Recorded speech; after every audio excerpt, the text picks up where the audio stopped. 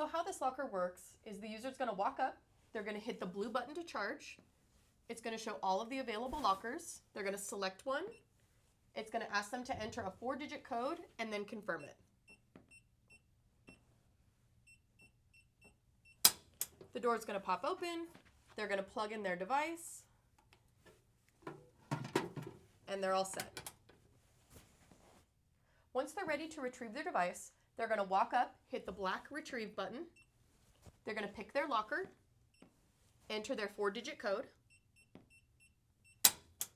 The door's going to pop open. They can grab their device. Once the door shuts, it resets for the next user.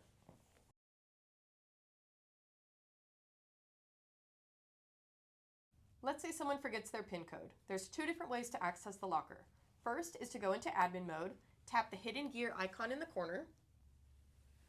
You're going to enter the admin passcode. From here, you're going to hit reset locker box. You can reset all of them or a specific locker.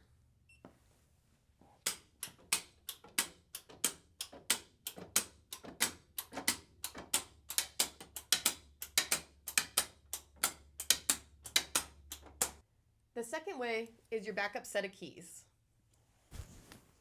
So you're going to open up each lock,